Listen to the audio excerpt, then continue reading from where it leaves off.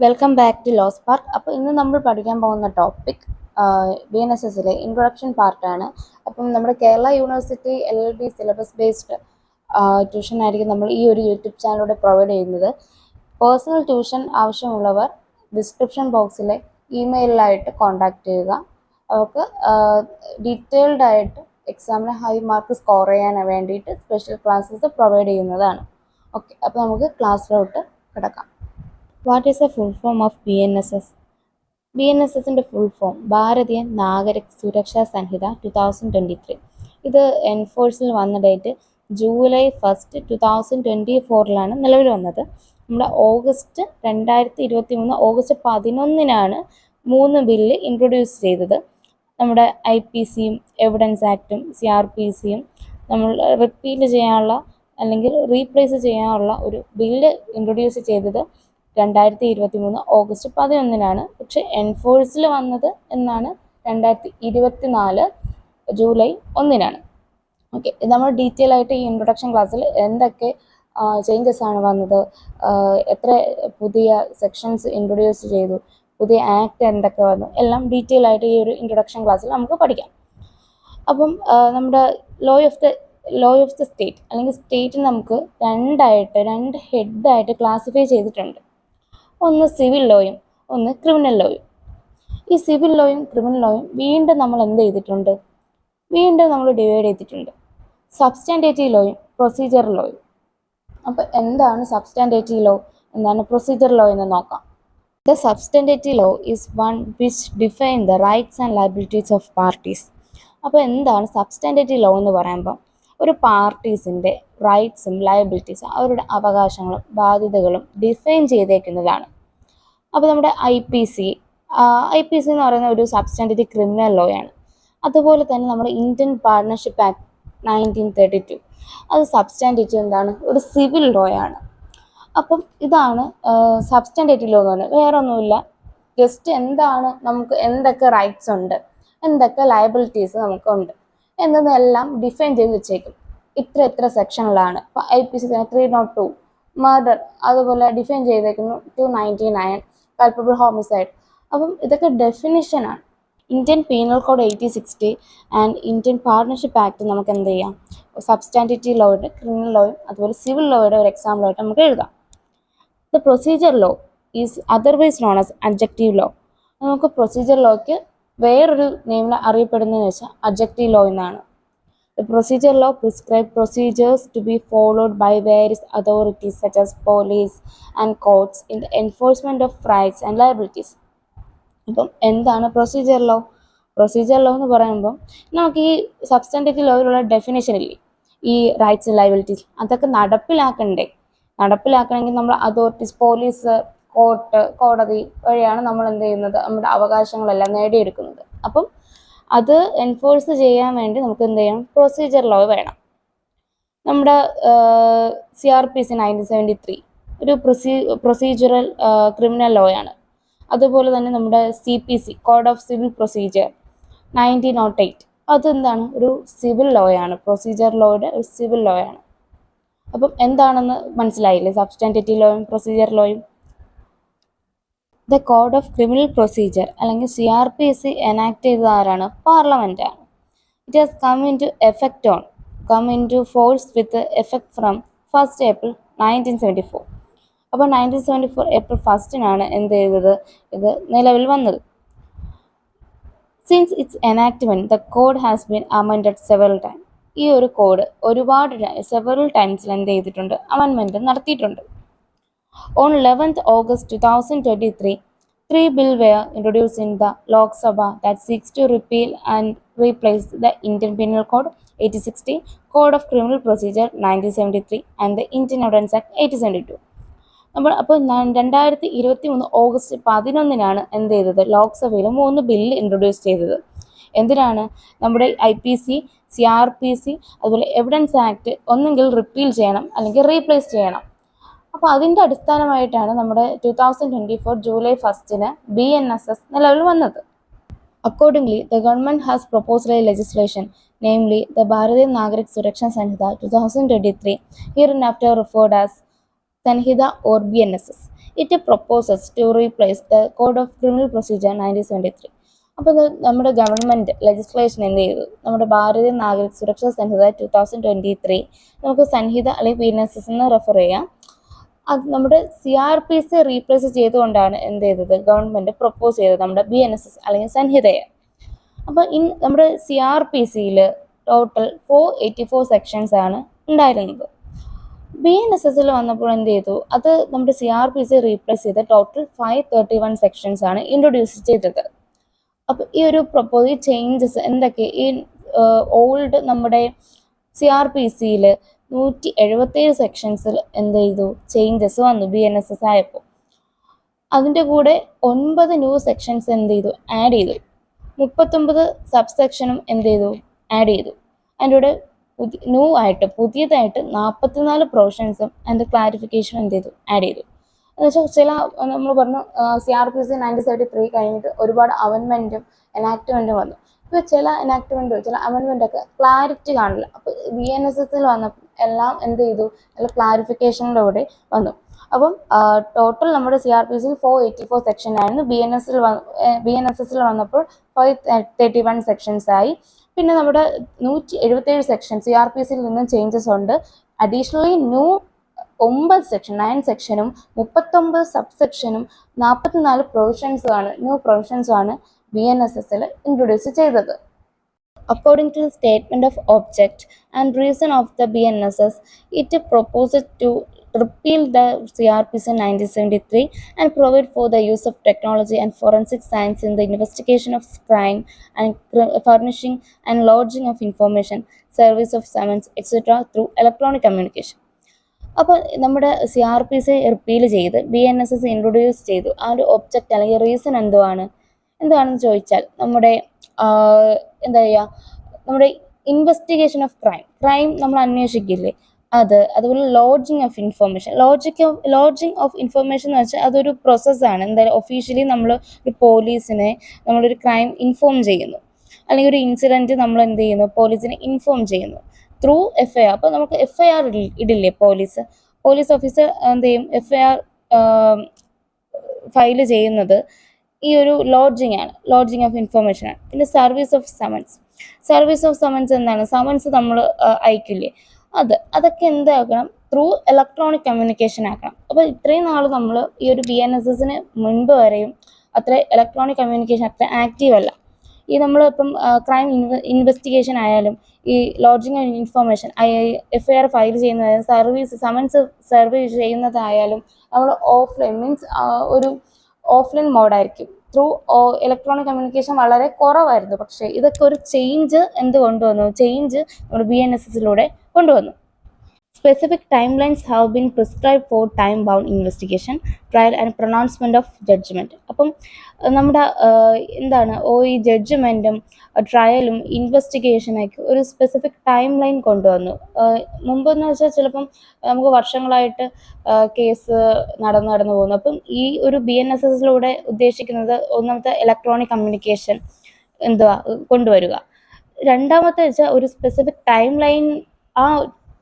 Time line തന്നിട്ടുണ്ട്. അതിനുള്ളിൽ എന്ത് ചെയ്യണം, ഒരു ഇൻവെസ്റ്റിഗേഷൻ ആയാലും ട്രയൽ ആയാലും ജഡ്ജ്മെൻ്റ് ആയാലും നമ്മൾ ആ ഒരു ടൈം ലൈനുള്ളിൽ എല്ലാം ചെയ്തിരിക്കണം. Citizen centric approaches have been adopted for supply of copy of first information report to the victim. അതുപോലെ തന്നെ നമുക്ക് എന്ത് ചെയ്യാം, ഈ വിക്ടിമിന് നമ്മുടെ FIRൻ്റെ കോപ്പി എല്ലാം സപ്ലൈ ചെയ്യണം. അതുപോലെ inform them about the progress of investigation by including digital means. അതുപോലെ തന്നെ ഇൻവെസ്റ്റിഗേഷൻ എന്തായി, അതിൻ്റെ പ്രോഗ്രസ് എന്തായി എന്നെല്ലാം നമ്മൾ വിക്ടിമിനെ എന്ത് ചെയ്യുക, ഡിജിറ്റൽ മീൻസ് വഴി, ഇപ്പം ബൈ മൊബൈൽ ഫോൺ എങ്ങനെയായാലും ത്രൂ ഇമെയിൽ എങ്ങനെയായാലും ഇൻഫോം ചെയ്യുക വിക്ടിമിനെ. അപ്പം നമ്മുടെ BNSSൽ പുതിയതായിട്ട് കൊണ്ടുവന്നതിൽ ടെക്നോളജി, നമ്മൾ forensic science, information lodging of information, അതുപോലെ ക്രൈം ഇൻവെസ്റ്റിഗേഷൻ, അതുപോലെ സർവീസ് സമ്മൻസ്, അതൊക്കെ ഇലക്ട്രോണിക് കമ്മ്യൂണിക്കേഷനുമാക്കി. അതുപോലെ സ്പെസിഫിക് ടൈം ലൈനിലൂടെ എന്ത് ചെയ്തു, ആ ഒരു നമ്മുടെ ട്രയൽ ഇൻവെസ്റ്റിഗേഷൻ ജഡ്ജ്മെൻ്റ് എല്ലാം പ്രിസ്ക്രൈബ് ടൈം ലൈനിൽ തീർക്കുക. അതുപോലെ സിറ്റിസണിന് എന്ത് ചെയ്യുക, FIR സപ്ലൈ ചെയ്യുക, അവരുടെ ഇൻവെസ്റ്റിഗേഷൻ പ്രോഗ്രസ് എന്തായെന്ന് അവരെ ഇൻഫോം ചെയ്യുക through digital means. In cases where the punishment is 7 years or more, The victim shall be given an opportunity of being heard before the withdrawal of the case by the government. അപ്പോൾ എന്ത് ചെയ്യാം, ഈ ഒരു കേസിൽ 7 years അല്ലെങ്കിൽ അതിൽ കൂടുതൽ ആയിട്ട് ലഭിച്ചൊരു പണിഷ്മെൻ്റ് ഉള്ള കേസാണെങ്കിൽ ഗവൺമെൻറ് ആ കേസ് വിഡ്രോ ചെയ്യുന്നതിന് മുമ്പ് എന്ത് ചെയ്യുക, വിക്ടിമിന് ഇരയ്ക്ക് എന്ത് ചെയ്യാം, ഒരു ഓപ്പർച്യൂണിറ്റി കൊടുക്കുക. അവർക്ക് പറയാനുള്ള കാര്യങ്ങളായാലും എന്താണ് ആ വാദം കേൾക്കാനുള്ളതായാലും ഒരു ഓപ്പർച്യൂണിറ്റി കൊടുക്കുക. അതുപോലെ തന്നെ നമ്മൾ summary trial has been made mandatory for petty and less serious case. അപ്പം എന്താ സമ്മറി ട്രയൽ എന്ന് വെച്ചാൽ പെട്ടെന്ന് സ്പീഡി ആയിട്ട് എന്ത് ചെയ്യുക, ആ ഒരു ട്രയൽ പ്രൊസീജിയർ തീർക്കുക, സ്പീഡ് ആൻഡ് എഫിഷ്യൻസി എന്ത് ചെയ്യുക, അത് തീർക്കുക. ഒരു സിംപ്ലിഫൈഡ് ഒരു പ്രൊസീജിയറാണ് സമ്മറി ട്രയൽ എന്ന് വെച്ചാൽ ഒരുപാട് നീണ്ട ട്രയലൊന്നും അല്ല, പെട്ടെന്ന് നമുക്ക് അത് കൺക്ലൂഡ് ചെയ്യാം. അപ്പോൾ പെറ്റി കേസിനും അതുപോലെ ലെസ് സീരിയസ് കേസസിനും എന്ത് ചെയ്യുക, സമ്മറി ട്രയൽ മാൻഡറ്ററി ആയിട്ട് ചെയ്യുക. The accused person may be examined through electronic means like video conferencing. Okay, അപ്പം ഈ ഒരു അക്യൂസ്ഡ് പേഴ്സൺ, നമ്മുടെ പ്രതി ഉണ്ടല്ലോ, പ്രതിയെ എക്സാമിൻ ചെയ്യുന്നത് മുമ്പൊക്കെ നേരിട്ടായിരുന്നു. പക്ഷേ ഇപ്പോൾ നമുക്ക് BNSS വന്നതിന് ശേഷം നമുക്ക് electronic means like video conference ഒക്കെ ചെയ്ത് എന്ത് ചെയ്യാം. ഇപ്പോൾ കണ്ടിട്ടില്ല കോടതിയിലൊക്കെ നമ്മുടെ ജഡ്ജിമാർ അക്യൂസ് പേര് അവിടെ കോടതിയിൽ കേസ് നമ്പർ വിളിക്കുമ്പോൾ അക്യൂസ് ചിലപ്പോൾ പ്രസൻ്റ് ആവുന്നത് ത്രൂ ഓൺലൈൻ കോൺഫറൻസ് വഴിയായിരിക്കും. ഒരുപാട് ചേഞ്ചസ് നമുക്ക് വന്നിട്ടുണ്ട്. അപ്പോൾ the magisterial system has also been streamlined. അപ്പം മെജിസ്റ്റീരിയൽ സിസ്റ്റം എന്ന് വെച്ചാൽ നമ്മുടെ ഈ മജിസ്ട്രേറ്റിൻ്റെ ആ ഒരു രീതിയും ജഡ്ജിമാരുടെ ആ ഒരു രീതിയും എല്ലാം എന്ത് ചെയ്തിട്ടുണ്ട്, ഇപ്പോൾ ഒരു സ്ട്രീം ലൈൻഡ് മീൻസ് സിംപ്ലിഫൈഡ് ആക്കി അല്ലെങ്കിൽ ലളിതമാക്കി എന്നൊക്കെ വേണമെങ്കിൽ നമുക്ക് പറയാൻ പറ്റും. Next topic, no retrospective effect. അപ്പോൾ എന്താണ് റിട്രോസ്പെക്റ്റീവ് എഫക്റ്റ്? വേറെ ഒന്നുമില്ല. ഇപ്പം സാധാരണ നമുക്ക് എന്തെങ്കിലും ഒരു പുതിയ ബില്ലോ ആക്ട് എന്തെങ്കിലും ഒരു സെക്ഷനോ എന്തെങ്കിലും വന്ന് നമുക്കത് റിട്രോസ്പെക്റ്റീവ് എഫക്റ്റ് പ്രകാരം ഫ്യൂച്ചറിലും പാസ്റ്റിലും പ്രസൻറ്റിലും ഫ്യൂച്ചറിലും എന്ത് ചെയ്യും, ചേഞ്ചസ് കൊണ്ടുവരും. പക്ഷേ നമ്മുടെ ടോപ്പിക് നോ റിട്രോസ്പെക്റ്റീവ് എഫക്റ്റ് ആണ്. അപ്പം പാസ്റ്റിൽ ചേഞ്ച് വരത്തില്ല, ഫ്യൂച്ചറിൽ മാത്രമേ എന്ത് വരൂ, ചേഞ്ചസ് അപ്ലൈ ചെയ്യാൻ പറ്റൂ. അപ്പോൾ നമുക്ക് താഴോട്ട് എന്താണെന്ന് ഡീറ്റെയിൽ ആയിട്ട് നോക്കുമ്പോൾ കാര്യം മനസ്സിലാവും. അപ്പോൾ എന്താണ് റിട്രോസ്പെക്റ്റീവ് എഫക്റ്റ് എന്ന ആ ഒരു ഐഡിയ കിട്ടിയല്ലോ. Section 131 sub clause 1 and sub clause 2 of Sanhita read as follows. ഇങ്ങനെയാണ് നമ്മുടെ സെക്ഷൻ 531 സബ് ക്ലോസ് 1 ആൻഡ് 2 പറയുന്നത്. നോക്കാം. The code of criminal procedure 1973 is hereby repealed. അപ്പം നമ്മുടെ CRPC എന്ത് ചെയ്തു, റിപ്പീൽ ചെയ്തു. നമ്മൾ ഓൾറെഡി പഠിച്ചതാണ്, റിപ്പീൽ ചെയ്തു. നോട്ട് സ്റ്റാൻഡിങ് സച്ച് റിപ്പീൽ, അത്തരം എന്താണ് റദ്ദാക്കലുകൾ ഉണ്ടായിരുന്നിട്ടും നമ്മുടെ if immediately before the date on which the Sanhita come in to force there is an any appeal application trial enquiry or investigation pending, then such appeal application trial enquiry or investigation shall be disposed of, continued, held or made as the case may be in accordance with the provision of CRPC 1973 as in force immediately before such commencement as is this Sanhita has not come into force. വേറെ ഒന്നുമില്ല, സിമ്പിളായിട്ട് ഇത്രയേ ഉള്ളൂ. നമുക്ക് സംഹിതയ്ക്ക് മുമ്പ് വരെ വന്ന അപ്പീലായാലും application ആയാലും ട്രയൽ ആയാലും എൻക്വയറി ആയാലും ഇൻവെസ്റ്റിഗേഷൻ പെൻഡിങ് ആണെങ്കിലും നമ്മൾ ഏതനുസരിച്ച് നമ്മൾ അപ്ലൈ ചെയ്യുള്ളൂ, CRPC വെച്ച് അപ്ലൈ ചെയ്യുള്ളൂ. പക്ഷേ നമ്മുടെ BNSS നിലവിൽ വന്നതിന് ശേഷം എന്തെങ്കിലും അപ്പീലോ ആപ്ലിക്കേഷനോ ട്രയലോ എൻക്വയറി ഇൻവെസ്റ്റിഗേഷനോ ഡിസ്പോസോ എന്തെങ്കിലും ഉണ്ടെങ്കിൽ അത് നമ്മുടെ ഏത് അടിസ്ഥാനമാക്കി മാത്രമേ നടക്കുള്ളൂ, സംഹിത അടിസ്ഥാനമാക്കി മാത്രമേ എന്ത് ചെയ്യുള്ളൂ, അത് മുന്നോട്ട് ആ പ്രൊസീജിയർ മുന്നോട്ട് പോകുള്ളൂ. അതാണ് ഈ ഒരു ഇതിൽ പറഞ്ഞേക്കുന്നത് സെൻറ്റൻസിൽ. Once the BNSS comes into effect, any legal proceedings that comes from that date onwards will be governed by the provision of the BNSS. അപ്പോൾ നമ്മളിപ്പോൾ പറഞ്ഞ കാര്യം തന്നെ BNSS കം ഇൻ ടു എഫക്റ്റിൽ വന്നതിന് ശേഷം വന്ന ബാക്കി എല്ലാ പ്രൊവിഷൻസും അതുപോലെ നമ്മൾ എന്ത് ചെയ്യുള്ളൂ, ഫോളോ അപ്പ് ചെയ്യുള്ളൂ. This includes appeal application trial enquiry and investigation എല്ലാം എന്ത് ചെയ്യും, ഉൾപ്പെടും. Application of appeal filed on or after July 1st, 2024, even if the appeal would have otherwise been governed by CRPC from July 1st, 2024 onwards, the BNSS will apply to such appeals. അപ്പം നമ്മൾ നേരത്തെ പറഞ്ഞതുപോലെ ഈ July 1 2024 ശേഷം file ചെയ്ത appeal application എല്ലാം നമുക്ക് എന്തിൻ്റെ അടിസ്ഥാനത്തിൽ മാത്രമേ അപ്ലൈ ചെയ്യാൻ പറ്റൂ? BNSSൻ്റെ അടിസ്ഥാനത്തിൽ അപ്ലൈ ചെയ്യാൻ പറ്റൂ. കാരണം ജൂലൈ 1 2024 ഇത് നിലവിൽ വന്നത്. Therefore, the procedural requirement of BNSS will supersede the CRPC for any appeal filed after this date. Supersede എന്ന് വെച്ചാൽ എന്താണ്? അസാധുവാക്കും. അപ്പം നമ്മുടെ ഈ ഒരു CRPC അസാധുവാക്കിക്കൊണ്ട് നമ്മുടെ BNSS എന്തിൽ നിലവിൽ വരും? ആ ഒരു അപ്പീൽ നമുക്ക് ആഫ്റ്റർ ഈ ഒരു ഡേറ്റിന് ശേഷം അപ്ലൈ ചെയ്യുന്ന എല്ലാ അപ്പീലുകളും BNSSലൂടെ ആയിരിക്കും എന്ത് ചെയ്യുന്നത്? പ്രൊസീജിയർ കടന്നു പോകുന്നത്. ഈ ഒരു CRPC അസാധുവാക്കുന്നു, അവിടെ സൂപ്പർസീഡ് ചെയ്യുന്നു.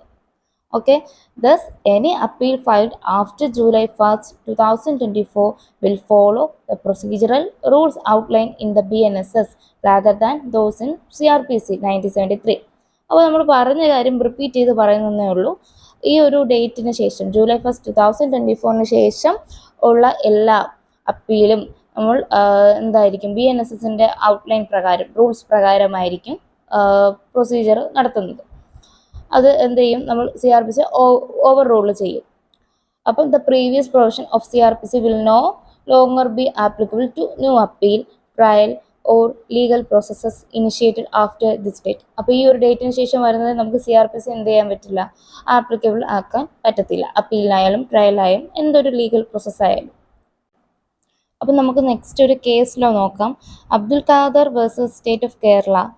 In this case, the Honorable Kerala High Court made the following observation. അപ്പോൾ ഈ ഒരു കേസിലൂടെ നമ്മൾ കേരള ഹൈക്കോർട്ട് കുറച്ച് ഒബ്സർവേഷൻ ചെയ്തു. എന്തൊക്കെയാണ് അവർ ഒബ്സർവ് ചെയ്ത കാര്യം നോക്കാം. ഇത് 2024 കേസാണ്. അപ്പം first one, an appeal filed on or after July 1st, 2024 shall be governed by the procedure provided under the BNSS and not by the provision of CRPC of 1973. നമ്മൾ പറഞ്ഞ കാര്യമാണ്. BNSSലായിരിക്കും. ഏത് ഡേറ്റ്? ആ ഡേറ്റ് മറന്നു പോകരുത്, ജൂലൈ 1st, 2024. അപ്പോൾ ഈ ഒരു ഡേറ്റിന് ശേഷം വന്ന എല്ലാ അപ്പീലും എന്തിൻ്റെ അടിസ്ഥാനത്തിലായിരിക്കും? BNSSൻ്റെ ഒരു പ്രൊവിഷനിലായിരിക്കും. അടുത്ത് നമുക്ക് സെക്കൻഡ് വൺ നോക്കാം. ഒരുപാട് ഞാൻ റിപ്പീറ്റ് ചെയ്തത് നമ്മൾ ഓൾറെഡി ഒരുപാട് പ്രാവശ്യം പറഞ്ഞതുകൊണ്ടാണ്. ഓക്കെ, നമുക്ക് നെക്സ്റ്റ് നോക്കാം. Regardless of whether the judgment of conviction was delivered before or after July 1st, 2024, if an appeal against the said judgment is filed on after 2024 July 1st, the procedure outlined in the provision of BNSS shall apply. അപ്പോൾ ഇവിടെ പറഞ്ഞെന്താണ്? ഇപ്പോൾ ഒരു judgement, ഒരു convention, ഒരു judgement before or after ഈ ഒരു ഡേറ്റിന് ശേഷം, ജൂലൈ 1st, അതിന് മുമ്പോ അതിന് ശേഷമോ ആണ് ഒരു ജഡ്ജ്മെൻറ്റ് വന്നത്. പക്ഷെ അതിൻ്റെ അപ്പീൽ വന്നു. If an appeal against the said judgment, ആ പറഞ്ഞ ജഡ്ജ്മെൻറ്റ് ഒരു അപ്പീൽ ഫയൽ ചെയ്ത് എപ്പോഴായിരിക്കും? ഈ ഒരു ഡേറ്റിന് ശേഷമായിരിക്കും. ജൂലൈ 1st ശേഷമാണെങ്കിൽ ആ ഒരു പ്രൊസീജിയർ അത് പറഞ്ഞിട്ട് കാര്യമില്ല. ജഡ്ജ്മെൻറ്റ് നേരത്തെ വന്നിട്ട് പറഞ്ഞിട്ട് കാര്യമില്ല. BNSSൻ്റെ അണ്ടറിലായിരിക്കും അപ്ലൈ ചെയ്യുന്നത്. ഓക്കെ, സിമ്പിളാണ്. തേർഡ് വൺ നോക്കാം. All applications filed and step taken in the appeals filed prior to July 2024 shall be under the provision of Code of 1973. അപ്പോൾ എല്ലാ ആപ്ലിക്കേഷനും അല്ലെങ്കിൽ ഒരു അപ്പീൽ അതിൻ്റെ സ്റ്റെപ്പ് എല്ലാം നമ്മൾ ഒരു പ്രയർ, ഈ ഒരു ഡേറ്റിന് മുമ്പാണ് ചെയ്തതെങ്കിൽ അഫ്കോഴ്സ് എന്തായിരിക്കും? CRPC ആയിരിക്കും. Okay, when an appeal or application is represented after curing the defect, its date of filing shall relate back to the date of its first presentation. വേറൊന്നുമില്ല. ഇപ്പോൾ നമ്മൾ കൊടുത്തൊരു ആപ്ലിക്കേഷനോ അപ്പീലോ എന്തെങ്കിലും അതിൽ ഡിഫക്റ്റ് കാരണം, ഇപ്പോൾ ഡിഫക്റ്റ് ക്യൂർ ചെയ്യാൻ വേണ്ടി ഫയൽ ചെയ്തത് ഈ ഒരു ഡേറ്റിന് ശേഷമാണ്. പക്ഷേ ഏത് ഡേറ്റിനാണ്? ജൂലൈ 1st ശേഷമാണെങ്കിൽ പോലും ഡിഫക്റ്റ് വന്നതുകൊണ്ടാണ് നമ്മളത് അങ്ങനെ ചെയ്തത്. പക്ഷേ നമുക്കിവിടെ ആ ഒരു ഡേറ്റ് ഫസ്റ്റ് പ്രസൻറ്റേഷൻ, ഫസ്റ്റ് ഏത് ഡേറ്റാണ് കൊടുത്തത് ആ ഡേറ്റിൻ്റെ ഇത് വരും. അപ്പോൾ ഇവിടെ നമുക്ക് CRPC മാത്രമേ അപ്ലൈ ചെയ്യാൻ പറ്റുള്ളൂ. ചിലപ്പോൾ ഇത് നമുക്കൊരു പ്രോബ്ലം ചോദിച്ചേക്കാം. അപ്പോൾ ഈ ഒരു Abdul Khader versus state of കേരളയുടെ ഒരു കേസ് നോക്കി വെച്ചേക്കുക. ഓക്കെ ഫ്രണ്ട്സ്, അപ്പോൾ നമ്മൾ ഇന്ന് പഠിച്ച ടോപ്പിക് BNSS ആണ്. അപ്പോൾ അതിൻ്റെ ഒരു എയിം എന്താണെന്ന് ചോദിച്ചാൽ എന്ത് ചെയ്യുക, to modernise the criminal justice. നമ്മൾ ക്രിമിനൽ ജസ്റ്റിസ് സിസ്റ്റം കുറച്ചും കൂടെ മോഡേണൈസ് ചെയ്ത് അതുപോലെ തന്നെ ലളിതമാക്കുക പ്രൊസീജിയർ എല്ലാം. എന്നിട്ട് എന്ത് ചെയ്യുക, വിക്ടിമിൻ്റെ പാർട്ടിസിപ്പേഷൻ കുറച്ചും കൂടി ഇമ്പ്രൂവ് ചെയ്യുക. പിന്നെ ഫോറൻസിക് ആൻഡ് ഇൻവെസ്റ്റിഗേഷൻ പ്രാക്ടീസൊക്കെ കുറച്ചും കൂടി എൻഹാൻസ് ചെയ്യുക. എല്ലാം ആ പ്രൊസീജിയർ ലളിതമാക്കുക. പിന്നെ വിക്ടിമിൻ്റെ പാർട്ടിസിപ്പേഷൻ ഇമ്പ്രൂവ് ചെയ്യുക. ഫോറൻസിക് ഇൻവെസ്റ്റിഗേഷൻ കുറച്ചും കൂടെ എൻഹാൻസ് ചെയ്യുക. മാൻഡേറ്ററി ആയിട്ട് സമ്മർ ട്രയൽ കൊടുക്കുക. ഇലക്ട്രോണിക് എക്സാമിനേഷൻ ഓഫ് അക്യൂസ്ഡ് ചെയ്യുക. പിന്നെ സമ്മറി ട്രയൽ സ്പീഡായിട്ട് എഫിഷ്യൻസ് ആയിരിക്കണം. ഇതൊക്കെയാണ് നമ്മൾ ഒരു ഇൻട്രൊഡക്ഷൻ ആയിട്ട് പഠിച്ചത്. അപ്പം ഇത്രയേ ഉള്ളൂ നമുക്കൊരു CRPC നിന്ന് BNSSലോട്ട് വരുമ്പോൾ ഉള്ള ചേഞ്ചസ്.